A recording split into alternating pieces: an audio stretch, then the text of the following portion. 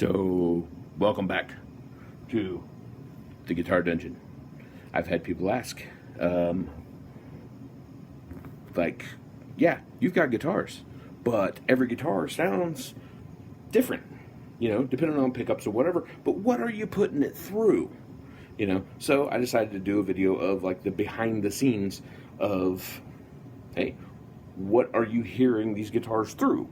And maybe, what my space looks like. What does the dungeon actually look like? So here's some behind the scenes.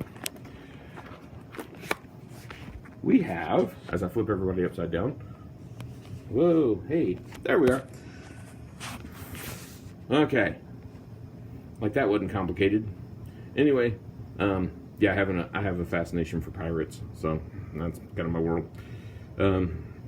Anyway, yes, there's a drum kit sitting down here. I don't play drums. It's something that my son said a while back. We originally got him a drum kit because he was wanting to learn how to play drums, and he told a friend of his one day, "Oh, I play drums," and I said, "No, you have drums. There's a difference." So that's me. I have drums. I don't play. So we'll make our way around. Bunch of stuff. I got a water cooler sitting right here, so pay no attention to that. That's actually going to have water in it. Like I have no intentions to do the Jack Daniels thing just because you know how expensive that would be. Anyway, we go. Hey, we've seen that one in a video before, so that's scary. It's there for looks. It's not there to play, obviously. So let's cruise on back over here. I said the band room's looking a little rough. I haven't cleaned necessarily. During this whole COVID situation, practices have been minimum, and obviously no gigging. So it is what it is. Anyway, this is one of my friends here. This is a Marshall Code 50 amp. This is really on the cheap side of the Marshall line. It is their first modeling amp, but it's cool because Marshall actually is modeling over like other Marshalls. So you have like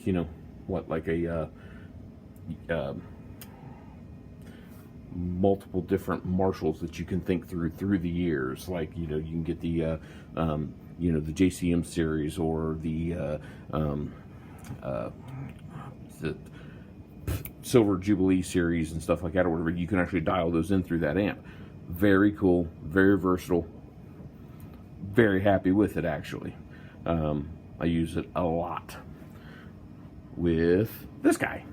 I use these in conjunction. I have kind of a weird setup, and I know that, and especially when we play live, because it's kind of a pain in the ass to set up, but it just sounds good for what we play. So this here is a Fender Princeton 650.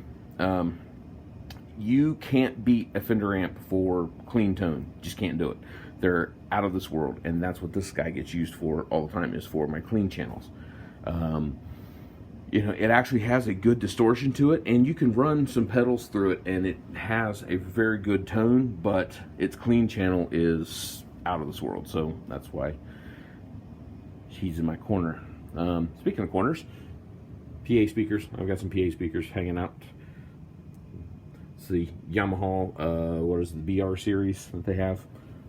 They're really good speakers. They're roadworthy. They've been around the block a few times, and they hold up great, and they put out great tone.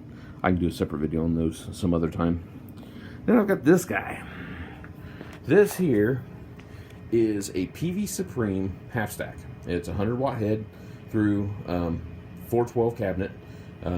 These are the Sheffield series, the PV Sheffields that are loaded in that cabinet. This thing I bought new in 1996, and it is still rocking. It has played many shows through at least a couple of different bands. It's been beaten up. It's had beer dumped down the front of it. It's been knocked over on stage. It's went through the ringer, and I still haven't done anything with it. I've kind of you get in there and you take a cotton swab to the inputs and stuff. Through the jacks and things. But other than that, turn it on, still rocking. Can't beat a PV. I don't care what anybody says. Love PV amps. So, you know, that's that dude. So when I'm playing guitar and I'm giving you samples or whatever, this is kind of what they're being pumped through, you know, amp-wise.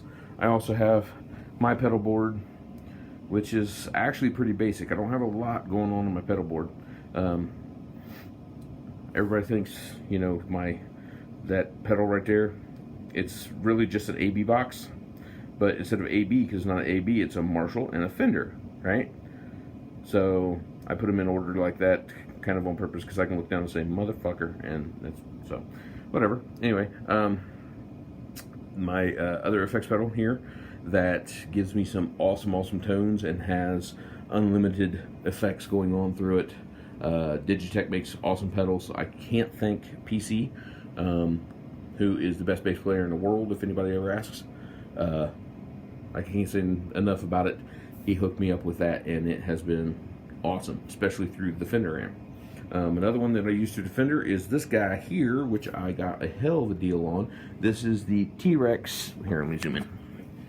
Oh, the T-Rex Mudhoney. Awesome pedal. At first, when I plugged it in, I didn't like it because it wasn't the tone that I was after. But the more I get playing with it, as anybody does, I've found an affinity for this. It has this like nice like fuzz crunch to it. It you can like, you know, get that 70s metal type of sound to it. You know, I dig it. So it made its way on my board. The little white one next to it right here, this is the Spark. This is just a volume boost.